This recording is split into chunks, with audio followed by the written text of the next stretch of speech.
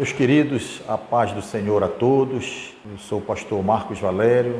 Atualmente pastoreamos o Templo da Assembleia de Deus, São Clemente, localizado aqui no bairro do Bengui. Coordenação Bengui 2, coordenador nosso pastor Renato Oliveira. E hoje nós estaremos aqui para mais uma aula, Mais uma aula do nosso programa de educação cristã continuada, nossa escola bíblica dominical. E a lição de hoje é a lição de número 9, que está lá na primeira carta do apóstolo Paulo à igreja de Corinto, capítulo 12, cujo tema são os dons espirituais unindo a igreja. Meus queridos irmãos, eu quero também aproveitar a oportunidade para ler o nosso texto áureo que está lá também na primeira carta do apóstolo, capítulo 1, verso de número 7, que diz assim: de maneira que não vos falte nenhum dom, aguardando vós a revelação de nosso Senhor Jesus Cristo. A verdade prática diz o seguinte: Deus continua concedendo dons aos homens, os quais são indispensáveis para a vida da igreja atual. Então essa é a nossa verdade prática. Eu quero também aproveitar aqui para ler os objetivos da nossa lição de hoje, da nossa aula de hoje, que tem os seguintes objetivos: compreender a contemporaneidade dos dons espirituais, entender a tensão entre unidade e diversidade e também incentivar a busca dos dons espirituais para fins proveitosos. Queridos, eu quero nesse momento, começar esta aula dizendo que a igreja de Corinto, como todos nós sabemos e acabamos de ler aqui no texto áureo, era uma igreja que não faltava dons. O Senhor havia contemplado essa igreja com os dons, mas era uma igreja que era cheia de dons, mas que faltava algo nessa igreja, faltava a unidade nessa igreja, faltava tantas coisas, Mas o que mais impressiona o apóstolo Paulo, o que mais chama a atenção do apóstolo quando ele escreveu esta carta, justamente acerca dos dons, a preocupação do apóstolo era acerca do mau uso desses dons. A igreja não estava utilizando de uma maneira correta os dons espirituais, Ou estava exagerando no serviço, acerca dos dons espirituais. Dons espirituais não é uma maneira de nós aferirmos o grau de espiritualidade de uma igreja, A exemplo é a própria igreja de Corinto, que era uma igreja cheia de dons, foi agraciada com dons, tinha dons espirituais, aqui em 1 Coríntios 1,7 diz assim: de maneira que não vos falte nenhum dom. Então, Paulo está afirmando que a igreja não havia falta de dons espirituais, mas era uma igreja que possuía uma mundaneidade, Era uma igreja que possuía uma carnalidade muito grande, era repleta de uma imoralidade, uma depravação. Nós já estudamos isso nos capítulos anteriores. Os dons espirituais são dons que Deus dá à sua igreja para servir aos irmãos e servir à própria igreja de Cristo atualmente. Serve para a edificação da igreja, para a exortação da igreja e também para a consolação da igreja, Para consolar a igreja. Esse é o propósito que Deus distribui, conforme a sua soberana vontade, aos irmãos, à igreja, os dons espirituais. E aqui na revista, no capítulo 12, você vai ver que Paulo ele descreve 9 dons espirituais que Deus distribui, Deus entrega à sua amada igreja, e ele classifica esses dons pelo menos em 3 grandes categorias. E nós vamos estudar aqui a primeira categoria dos dons, que são os dons de revelação. Esses dons, Deus capacitou a sua igreja, o propósito de Deus entregar os dons de revelação, o objetivo, a finalidade, foi para que a igreja se autoprotegesse, contra heresias, contra palavras contrárias à Santa Escritura, às Sagradas Letras. E a primeira subdivisão logo que nós vamos encontrar é a palavra de sabedoria, a palavra da sabedoria, que a gente vai encontrar em 1 Coríntios, capítulo 12, o verso de número 8, que diz assim: porque a um é dada, mediante o Espírito, a palavra da sabedoria. Agora nós vamos entender o que é uma palavra de sabedoria, o que é uma palavra da sabedoria, Às vezes eu já ouvi muitos, homens de Deus falar assim: poxa, eu estou precisando de uma palavra de sabedoria. Me dá uma palavra de sabedoria, tá certo? E quem nos dá uma palavra de sabedoria é através desse dom, é um dom que Deus dá para certas pessoas, para alguns irmãos e para a igreja dele, uma palavra extremamente sobrenatural, né? Olha o que diz aqui o conceito, conforme o comentarista. Diz assim, que a palavra da sabedoria é uma forma sobrenatural da manifestação da sabedoria divina na vida pessoal do crente. A sabedoria provém estritamente de Deus e pode ser adquirida através da manifestação do Espírito e ensino da palavra de Deus. Ora, você vai ver, tá certo? Você vai ver alguns personagens na Bíblia Sagrada que se utilizaram desse dom, que se utilizaram dessa palavra de sabedoria. O maior exemplo que nós podemos entender na Bíblia está lá em 1 Reis, primeiro livro dos Reis, capítulo de número 3, versos 16 a 28, foi aquela palavra que Salomão deu, tá certo, ali, né, para aquelas mulheres, né? Foi aquela palavra que Salomão deu para aquelas duas mulheres com seu filho. Outra palavra de sabedoria também, que nós vamos ver na Bíblia Sagrada, né? Entrando na Bíblia, nós vamos ver lá em Atos dos Apóstolos, no capítulo 15, que trata acerca do Concílio de Jerusalém, aquela reunião eclesiástica, onde os apóstolos eles se reuniram para tratar alguns assuntos que estavam divergindo entre judeus, estavam em dúvida se havia necessidade para a salvação de serem circuncidados ou voltar às doutrinas, né, a velha doutrina dos judaizantes, a velha doutrina judaica. Então, Tiago ali dá uma palavra de sabedoria para a igreja, né, para aquela reunião, para aquele concílio, onde esse concílio até hoje serve para a igreja atual. Então, Deus, através da sua revelação, através de uma palavra sobrenatural, coloca no coração do apóstolo Tiago, irmão do próprio Cristo, uma palavra para conduzir a igreja, uma palavra sábia, uma palavra vinda do trono de Deus, vinda do próprio Deus, tá certo? E nós vamos ver também uma palavra de sabedoria do próprio Cristo, né? Do próprio Senhor Jesus. Ele é a sabedoria, né, em pessoa, né, de uma sabedoria muito grande. A mente de Cristo é uma mente sábia. Nós vemos isso em Marcos capítulo 6, verso 2, quando a multidão, quando os homens, eles viam e diziam assim, poxa, ele ensina-nos com grandes autoridade e sabedoria, né? As pessoas, eles diziam isso, testemunhavam isso acerca do próprio Senhor.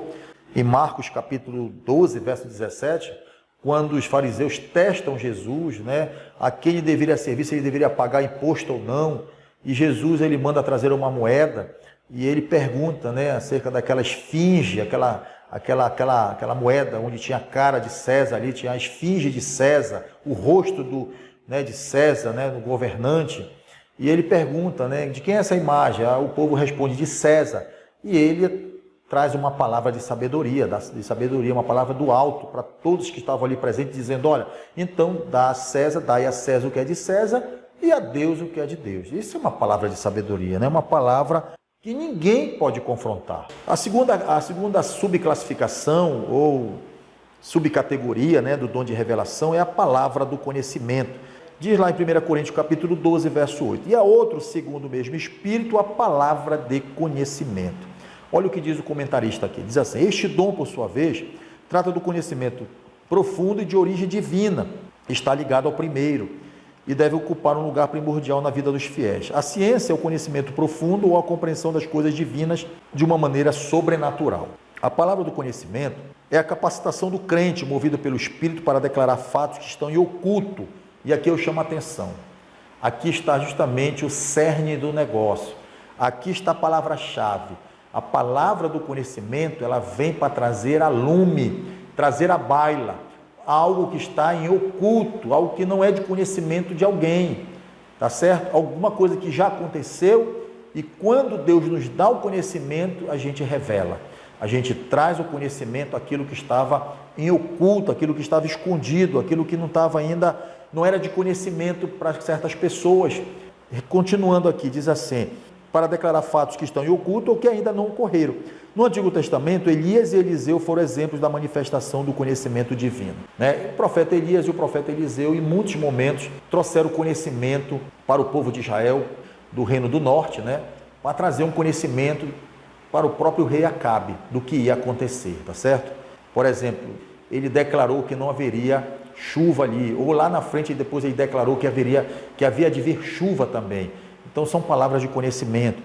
Pedro e Ananias, outro exemplo também na Bíblia Sagrada, que está registrado em Atos dos Apóstolos, capítulo 5, os versos de 3 a 9, Pedro traz uma palavra de conhecimento para todos que estavam presentes ali naquele lugar, que Ananias havia vendido, juntamente com a sua esposa Safira, um pedaço de terra, um lote, um terreno, e que havia retido uma parte da venda desse lote.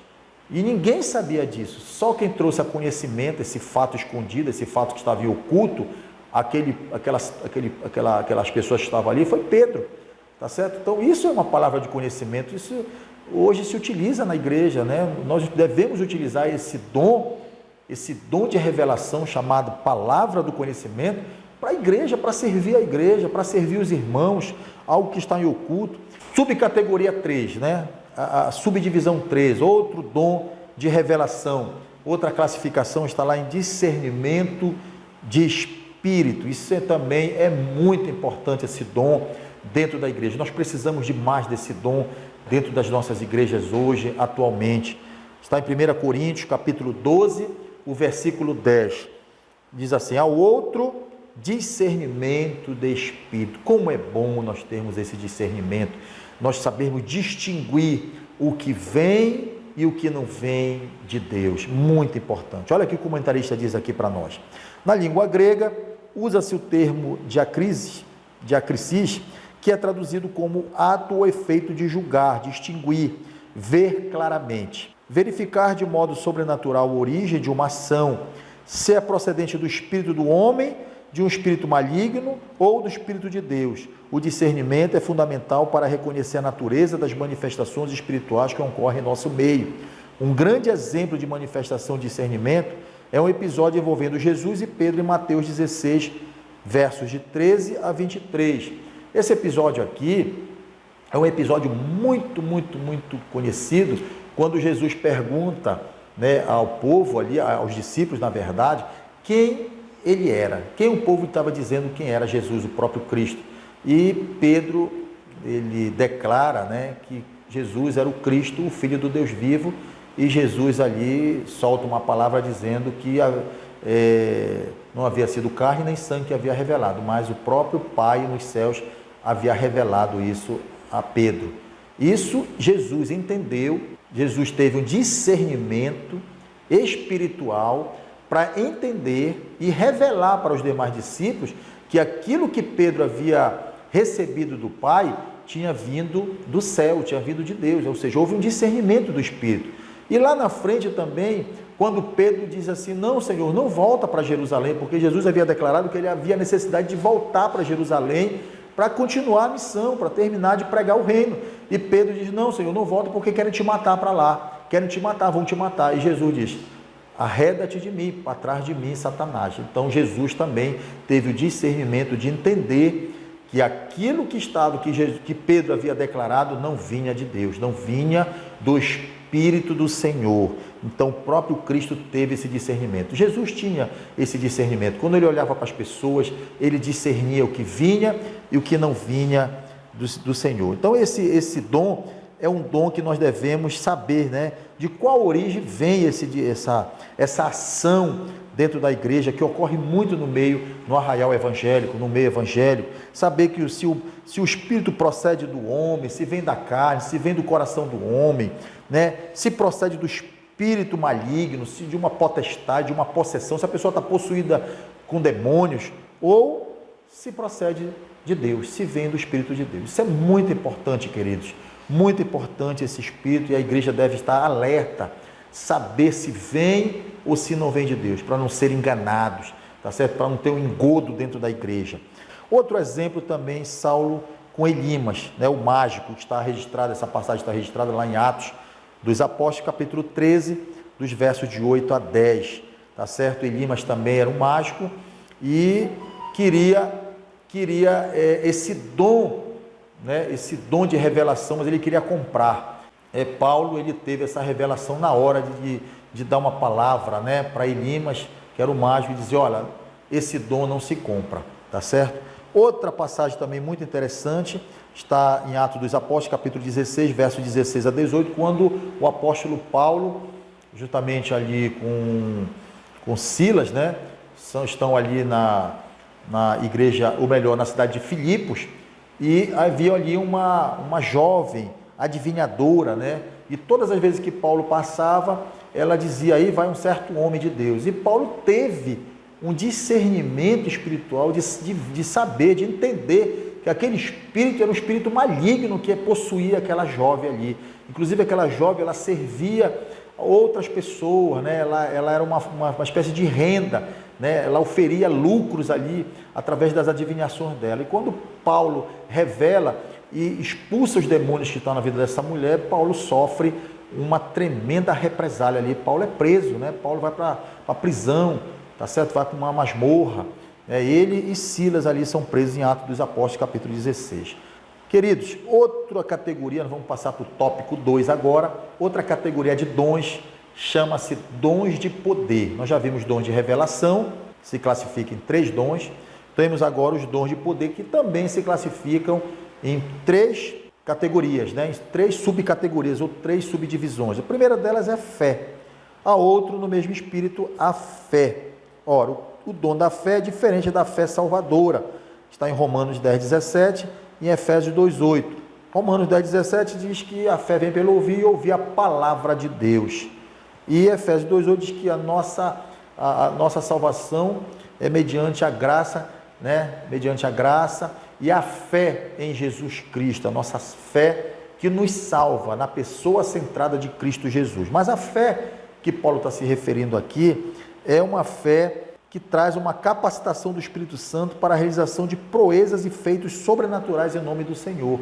É quando alguém declara, né, através da nossa fé, através do sobrenatural de Deus, algo vai acontecer, tá certo? Pela fé, pela fé. Isso aconteceu muitas vezes nos evangelhos, quando Jesus disse, olha, tua fé te salvou, a tua fé fez isso, a tua fé realizou milagres, a tua fé fez o cego Bartimeu enxergar, a tua fé fez aquela moça, aquela mulher que sofria de um fluxo de sangue, né? Havia 12 anos ela sofria daquele fluxo de sangue. Esta fé é manifestada através de uma ação sobrenatural impulsionada pelo Espírito Santo. 1 Coríntios capítulo 13, verso 2. De maneira simples, podemos definir este dom como uma capacitação outorgada pelo Espírito Santo para permear o campo do impossível. Aqueles em que é manifestado esse dom creem na realização de algo extraordinário antes mesmo de ter acontecido. Abraão é um dos grandes exemplos da fé nas Sagradas Escrituras. Gênesis capítulo 22, verso 5. E nós temos aí uma galeria dos heróis que está em Hebreus capítulo 11. Né? O capítulo 11 de Hebreus traz ali uma galeria dos heróis da fé. Foram homens que, através da sua fé, diz lá o conceito de fé, em Hebreus capítulo 11, verso 1, diz que a fé é o firme fundamento das coisas que não se veem, mas a prova, a convicção das coisas que se esperam, né? Isso é a definição de fé. Não é a fé para me salvar, mas é a fé para que algo venha a acontecer, um milagre venha a ser concretizado, realizado, através daquilo que eu não estou vendo, tá certo? Daquilo que eu estou acreditando no inacreditável, no impossível, no invisível. É isso que Deus, ele capacita a sua igreja, capacita alguns irmãos que têm uma tamanha fé. Isso também é um dom extremamente importante, né? E a gente ter essa fé que nos faz andar no sobrenatural de Deus, tá bom? Paulo mordido pela serpente, em Atos dos Apóstolos, capítulo 28, versos 3 a 6, Paulo foi mordido por uma víbora ali quando chegou na ilha de Malta, né? E através da fé dele, né? A fé dele de pregar, de estar ali levando a salvação àquele povo, o ensinamento para aquele povo, a fé para aquele povo, fez com que nada acontecesse, nada, nem o veneno daquela víbora, daquela cobra não o matasse. O que foi que aconteceu? A fé de Paulo, tá certo? Uma fé que fez com que Paulo não morresse. Isso é um dom extraordinário, um dom que a igreja até hoje recebe de Deus, né? Até hoje nós somos contemplados, somos agraciados pela essa fé, tá certo? Outra subdivisão dos dons de poder chama-se dons de curar. esse dom também, até hoje, Deus nos capacita, Deus capacita a sua igreja e os irmãos também para serem úteis, para servirem através do dom de curar. Como nós temos hoje irmãos na igreja que se utilizam desse dom também. Tá? 1 Coríntios capítulo 12, versículo 9, diz assim: e a outro no mesmo espírito, dons de curar. O que é o dom de curar, hein? O dom de curar são recursos utilizados por Deus para a realização de curas milagrosas, né? Quando há uma intervenção sobrenatural de Deus numa enfermidade, né? Numa doença, algo que o irmão está precisando, que a igreja precisa, de uma intervenção de Deus, uma intervenção divina, uma cura divina, uma cura que a igreja experimenta, né? Através desse dom que Deus derrama na vida de uma pessoa, capacita a pessoa para impor as suas mãos, para orar, para trazer a cura que aquela pessoa precisa. Isso também é muito importante para a igreja hoje, né? Esse adorno, esse revestimento que a igreja precisa muito desse dom de curar, né? Olha o que diz mais aqui o comentarista da nossa revista. Uma observação que deve ser verificada nesse dom é que ele está no plural, dons de curar. Isso indica que são várias as formas e manifestações de cura realizadas através deste dom. Apesar de nos dias de hoje o homem querer patentear a autoria deste dom, temos que saber que é Deus quem cura. Ora, isso é muito importante, né? Todo dom vem de Deus. O dom vem de Deus, não vem de nós, não vem do homem, tá certo? O fruto não, o fruto é diferente de dom. Os frutos somos nós que devemos dar para Deus, os frutos do Espírito Santo, somos nós que devemos mostrar para os irmãos, mostrar para a igreja e mostrar principalmente para Deus que nós fazemos parte da sua família, fazemos parte da sua igreja através dos frutos, tá certo? Mas os dons não pertencem a A, a B, a C, a ninguém. Os dons são capacitações, né? Os dons de curar vem de Deus, né? Ninguém pode puxar para si, ninguém pode patentear, como diz o comentarista da revista aqui, tudo através de Deus, tudo mediante o nome do Senhor Jesus Cristo. Ele tem o dom de curar, né? Jesus curava, cura até hoje. Em Hebreus 13:8, parte B, diz que Jesus é o mesmo ontem, hoje e será eternamente. Ele ainda faz milagres, ele ainda continua realizando proezas, prodígios e curando os enfermos ainda. Então, existe uma variedade de dons de cura, né? Dons de curar, né? Colocar as mãos, repreender a enfermidade, tá certo? Temos que fazer como um dos alunos do profeta Eliseu, que ao deixar cair o ferro do machado, ou seja, seu instrumento de trabalho, ele reconheceu que não era dele, estava emprestado, né? Ele emprestou algo que não era dele. Justamente os dons também.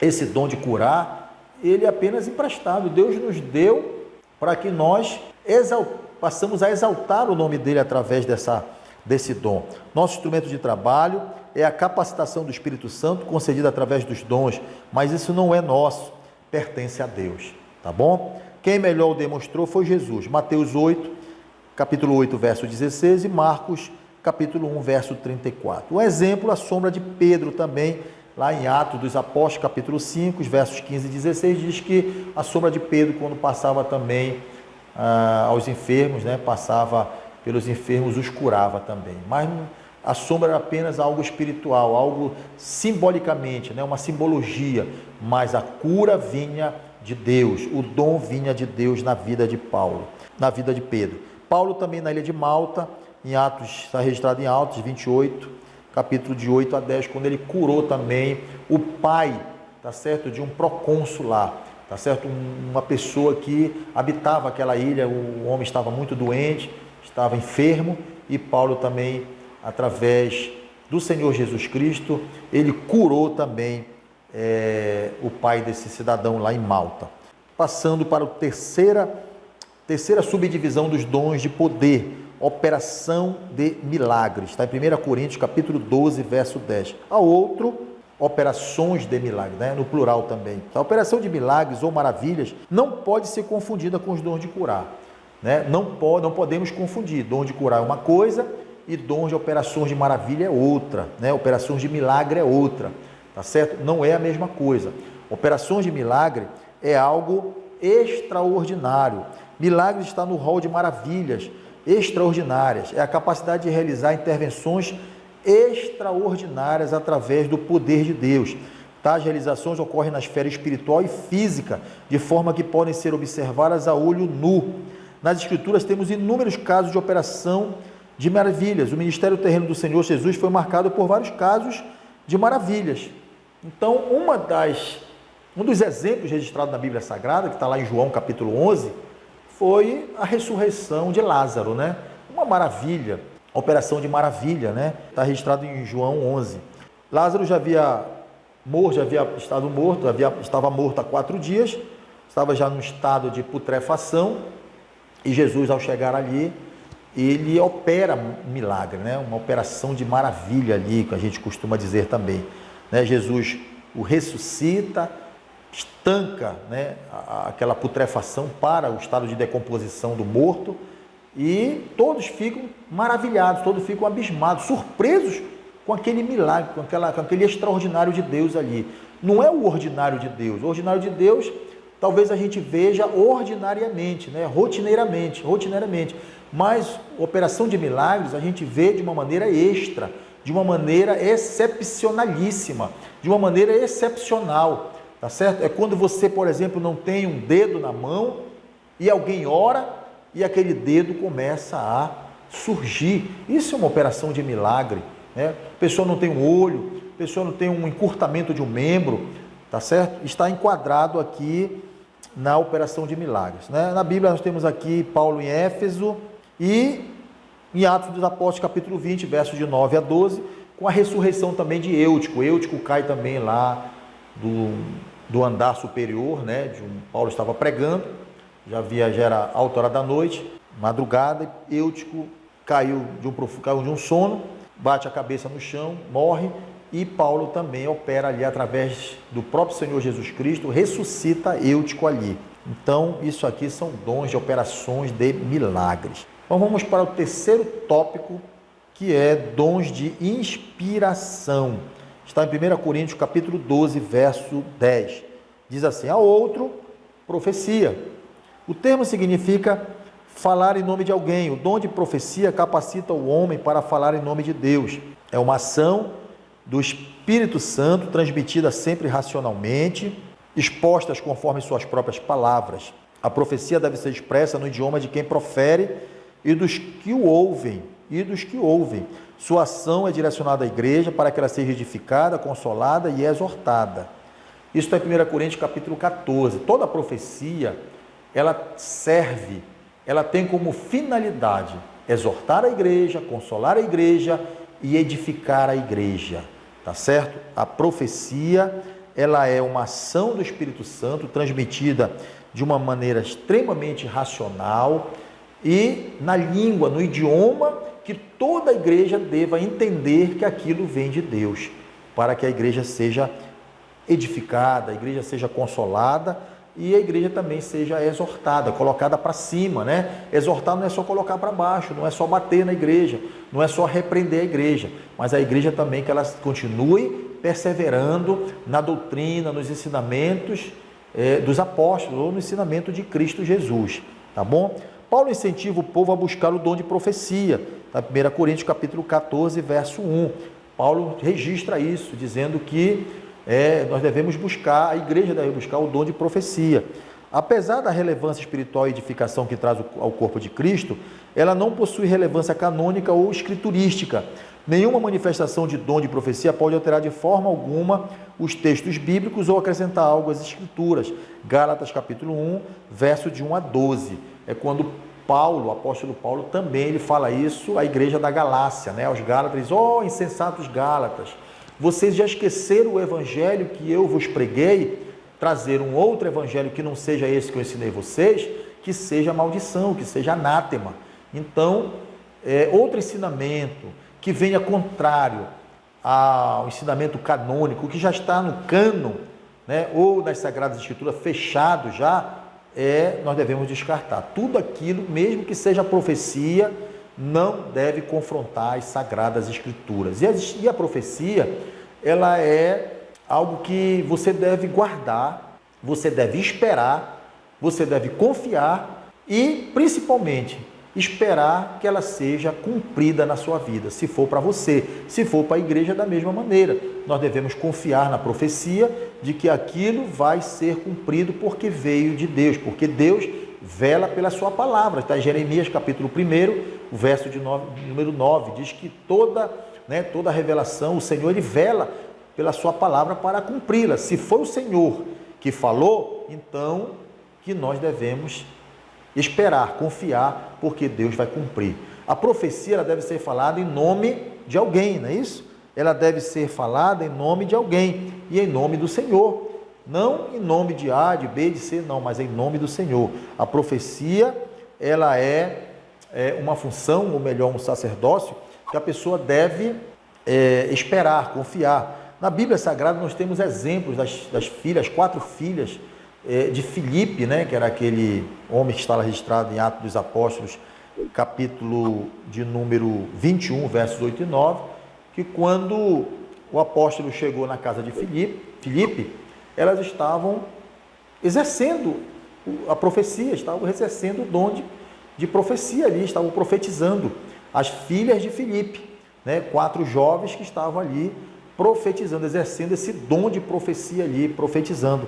Tá certo? Ágapo também, em Atos dos Apóstolos, capítulo 21, verso 10 e 11, também esse profeta Ágapo, ele profetizou que em Roma haveria uma grande fome e aconteceu. Tanto é que houve uma dispersão dos irmãos, dos cristãos em Roma para outras cidades, né? Como Áquila e Priscila provavelmente devem ter ido para Corinto, porque em Roma houve uma grande fome profetizada por Ágapo, esse profeta aqui, que está aqui registrado em Atos, capítulo 21.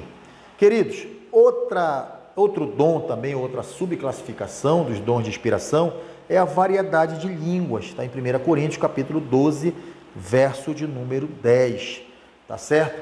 E aqui eu chamo a atenção para esse dom chamado variedade de línguas, dom de línguas, um dom também extremamente importante para a sua igreja, porque a igreja de Corinto naquela época era uma igreja que não faltava dom.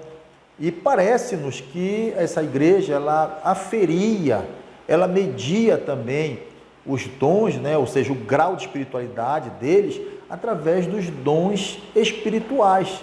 Então, hoje, nós devemos ter muito cuidado com esse dom de variedade de línguas, saber que não é um dom que vai nos aferir espiritualmente. Nós podemos até falar em línguas, em uma outra variedade, outras línguas, mas não quer dizer que a minha vida espiritual seja maior do que o meu irmão, tá bom? Isso não quer dizer.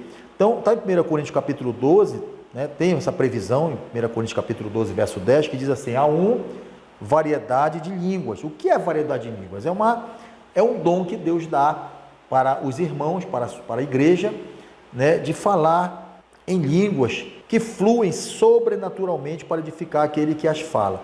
Isso está em 1 Coríntios capítulo 14, versos 2 e 4, tá certo? Em Atos capítulo 2, temos evidências notórias de que esse dom fazia parte da igreja primitiva. Desde os primórdios da igreja, o Espírito Santo continua se manifestando no meio dos salvos através dos dons de línguas, está em Marcos 16, 17. O dom de línguas deve ser buscado pelos fiéis para que haja edificação e renovo espiritual constante na vida dos servos. O capítulo 14 de Coríntios cuida de explanar de forma detalhada esse dom e como utilizá-lo com decência. Há um capítulo que Paulo reservou em Coríntios, para a igreja de Corinto, que é o capítulo 14, para nós, na nossa Bíblia, que disciplina, né, vamos dizer assim, que regula como os irmãos devem se utilizar desse dom de falar em línguas, tá certo? Há toda uma regulação que nós devemos fazer quando nós devemos se utilizar dessa variedade de línguas, né? Nós chamamos hoje de línguas dos anjos, línguas estranhas, né? Uma língua do céu, uma língua que o próprio Senhor nos adorna para que a gente possa entender as coisas do alto, as coisas do céu. E a igreja precisa ela ser também edificada, porque quem fala em línguas, quem tem esse dom, essa habilidade de falar em línguas, há a necessidade de alguém interpretar, de alguém passar para a igreja essa interpretação, né? O que está sendo falado? Porque senão somente eu vou ser edificado, somente eu vou me edificar, né? E o que interessa é que a igreja seja edificada. Nós devemos utilizar, né, de todos os dons da igreja de uma maneira decente e com muita ordem, para que não aconteça uma bagunça na igreja, né? Para que 2, 3, 4, 5 irmãos estejam falando em línguas estranhas o tempo todo e que um não entenda, a igreja não entenda e um não entenda o outro. O capítulo 14 de Coríntios, ele disciplina isso aqui. Tá? Um exemplo que nós podemos citar dessa variedade de línguas está no capítulo 14 também, em 1 Coríntios, capítulo 14, verso 39, e os discípulos lá em Éfeso, né? Atos 19, 6 também, que falaram em línguas também, né? Utilizaram da variedade de línguas. Lá em Atos dos Apóstolos, capítulo 2, houve uma glossolalia, né? Uma variedade de línguas, pelo menos 17 idiomas foram falados ali, né? Cada um falando no seu próprio idioma, mas as línguas ali foram percebidas, foram entendidas por pessoas que estavam presentes, mas também pode-se se utilizar de línguas não entendidas, que não podem ser, que a gente não entenda, né? Línguas que totalmente desconhecidas.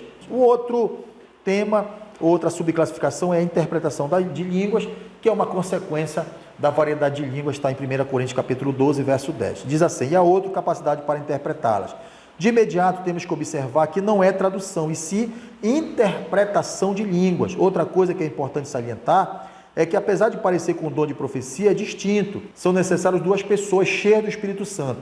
Perceba que o dom de profecia é apenas uma pessoa que profetiza, que fala. E no dom de interpretar, são 2 pessoas. Uma fala em línguas e a outra interpreta. Ela vai dizer o que ela falou, tá certo? São 2 pessoas cheias do Espírito Santo. A pessoa que fala e a outra que interpreta. Mas uma única pessoa pode se manifestar os 2 dons, isto é, falar e interpretar. Também, não obsta, né, que apenas uma pessoa fale e interprete também da mesma maneira. Já no caso da profecia, é necessário uma pessoa só e não precisa de intérprete, já que é proferida no idioma materno do falante e dos ouvintes. A variedade de línguas, não há necessidade, não é necessário que a pessoa que fale uma língua estranha seja a língua origem, né? A língua materna, a língua raiz daquela pessoa. Não, a língua que a pessoa fala, não, pode ser num outro idioma, numa outra língua, numa língua totalmente desconhecida, uma língua que talvez que não seja nem falada no mundo, né? Nós temos aí uma variedade de idiomas, né, e dialetos, mais de 2.000 idiomas e mais de não sei quantos dialetos hoje, atualmente, no mundo, no globo terrestre. E pode ser que uma pessoa possa falar num idioma que não está enquadrado nesses idiomas, e uma pessoa vai e interpreta, tá bom? O falar em línguas não é concebido pela mente humana, da mesma forma que interpretar as mensagens divinas. Exemplo, Daniel, capítulo 5, versos de 5 a 24. Isso aqui é a passagem que Daniel interpretou, né? Foi aquela mão que escreveu na parede lá aquelas palavras para o rei Belsazar, né? O rei estava ali fazendo uma orgia, fazendo ali uma festa com os utensílios da casa do Senhor. E Deus, naquele momento, interviu, escreveu ali com a mão, com o seu dedo, umas palavras ali. E quem interpretou aquilo ali, né? Uma língua que não era conhecida de nenhum daqueles povos ali, nenhum deles. E quem é que veio interpretar? Daniel. Então, o falar em línguas não é concebido pela mente humana, né? As pessoas não conseguem entender, a não ser alguém que tenha esse dom de inspiração, né? Seja extremamente inspirado por Deus para interpretar esse idioma, essa língua, né? Tá bom?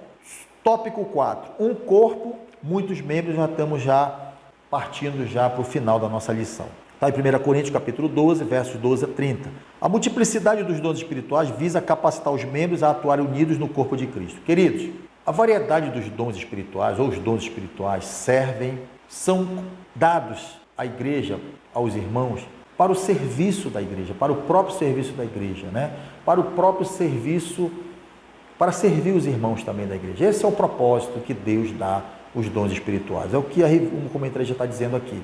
Essa multiplicidade, né? Essa variedade de dons, esses 9 dons que o Senhor dá à sua igreja, serve para capacitar os membros, para que a igreja de Cristo permaneça sempre unida, em coesão, em paz, em harmonia, tá certo? Ligada à videira que é Cristo Jesus. A linha de raciocínio flui com naturalidade ao longo dessa sessão. Semelhante ao corpo físico criado por Deus, com muitos membros, todos são diferentes e exercem funções diversas. Ainda assim, dependem uns dos outros. O mesmo se aplica ao corpo de Cristo. 1 Coríntios 12:12 trata da unidade e ao mesmo tempo da diversidade. 1 Coríntios 12:12 diz que o corpo tem muitos membros, né? E todos os membros, sendo muito, constituem um só corpo, assim também com respeito a Cristo. Paulo ele faz uma comparação da igreja de Cristo com o corpo humano. Ele diz que o corpo humano, assim como o corpo humano tem uma cabeça e possui também muitos membros, a mesma coisa é a igreja do Senhor, a igreja de Cristo. Nós somos um só corpo, mas com muitos membros e possuímos uma só cabeça. Cristo é o cabeça da igreja. Colossenses capítulo 1, verso 18, diz que Cristo é o cabeça da igreja. Para onde o cabeça direcionar o corpo, todo o corpo deve ir. Então Paulo ele faz essa comparação, faz essa metáfora, dizendo que o corpo humano, o nosso corpo, o nosso organismo, é semelhante ao corpo de Cristo, a igreja do Senhor. Olha o que Paulo diz: porque assim como o corpo é um e tem muitos membros, e todos os membros sendo muitos, constituem um só corpo, assim também com respeito a Cristo. 1 Coríntios 12:12. O apóstolo argumenta que a diversidade pode vicejar na comunidade e até mesmo fortalecer sua unidade. A diversidade se torna uma ameaça para a unidade somente quando os cristãos individualmente confundem o propósito de Deus com o seu próprio desejo de obter proeminência e reconhecimento. A tensão entre unidade e diversidade não é nova. Contudo, essa tensão é superada por meio da clareza do propósito de Deus ao conceder seus dons. Por mais diversos que sejam, eles servem para capacitar e conferir poder a cada comunidade de cristãos para que se demonstre o ministério de Cristo na terra.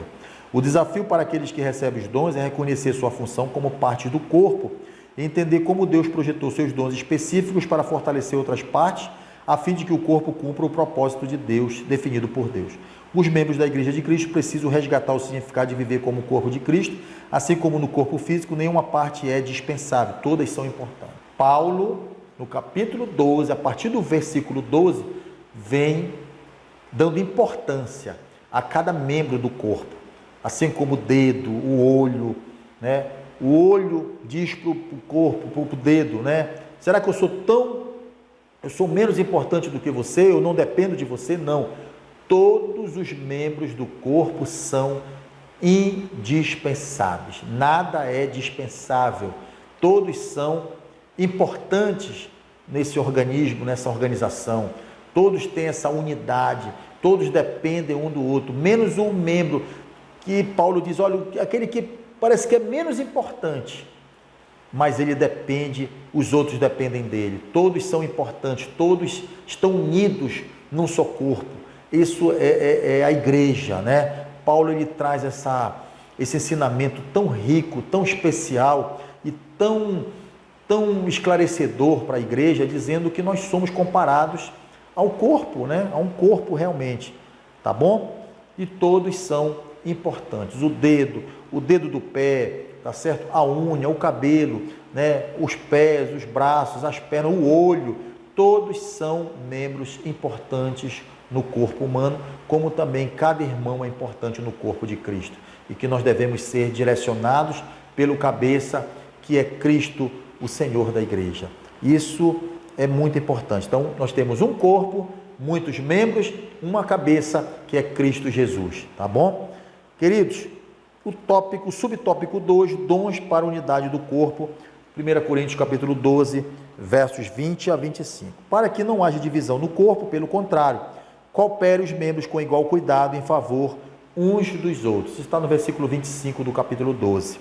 A ênfase sobre o fato de que Deus é quem concede os dons não apenas ressalta o propósito unificador dos diversos dons, mas também descreve sua suficiência como provisão de Deus para a sua comunidade. A tônica do argumento de Paulo é a natureza comunitária da concessão dos dons por Deus. Assim como Deus determina diferentes funções para os olhos e as orelhas do corpo físico, também concede dons espirituais variados a diferentes partes do corpo de Cristo. Deus, Ele que distribui, Ele reparte os dons conforme a sua soberana vontade. Ele que distribui unilateralmente para cada membro os seus dons, tá bom? Isso também Paulo ele enfatiza no capítulo 12, a partir do verso de número 12. E o subtópico 3, que diz assim: exerça o seu dom. 1 Coríntios capítulo 12, verso 27 a 30, diz assim: ora, vós sois corpo de Cristo e individualmente membros desse corpo. Está no verso 27. De acordo com o apóstolo, igrejas e pessoas que pensam precisar de mais dons ou de dons diferentes daqueles que o Espírito lhe concedeu, devem refletir antes se estão usando seus dons de acordo com os propósitos de Deus ou se estão procurando se tornar uma comunidade diferente do plano de Deus para elas. Deus concede os dons para um propósito, para um objetivo. O objetivo é servir a igreja, servir os irmãos, consolar, edificar, exortar e servir da melhor maneira para que o nome do Senhor seja glorificado. Os dons nunca são para autoexaltação, para nos exaltarmos, tá certo? Devemos exercer, sim, os dons que Deus nos deu em prol da igreja, em favor dos irmãos, em favor do crescimento da igreja, em favor da unidade da igreja, apesar da diversidade, da multiplicidade de dons que Deus entrega à sua igreja, mas nós devemos exercer o nosso dom para a exaltação do Senhor, para a exaltação da sua igreja, a unidade da igreja e nunca para a exaltação própria, tá certo? Os dons visam capacitar a igreja a dar continuidade ao ministério realizado por Cristo. Para constatar a verdadeira utilidade dos dons espirituais, basta perguntar de que maneira eles estão capacitando o corpo de Cristo a expressar seu amor e a sua salvação. Queridos, chegamos no final da nossa lição, tá certo? Explanamos aqui os 9 dons espirituais, classificados aí em 3 grandes categorias, né? Dom de revelação, dom de poder e dom de inspiração, com as suas subclassificações, e agora nós vamos partir para uma aplicação pessoal, tá bom? Fazer uma aplicação para mim e para você, diz o seguinte: os dons espirituais são atuais e indispensáveis na vida da igreja. Visam o serviço cristão e o aperfeiçoamento do povo de Deus, jamais a autoglorificação ou promoção pessoal, tá bom? Então, jamais os dons são para nós nos promovermos, muito pelo contrário, são para a exaltação do nosso Deus. Por isso é que Ele nos dá. Assim como Ele dá, Ele também pode tirar os dons espirituais. Queridos, muito obrigado pela sua participação nesse momento na nossa Escola Bíblica Dominical. Até a próxima.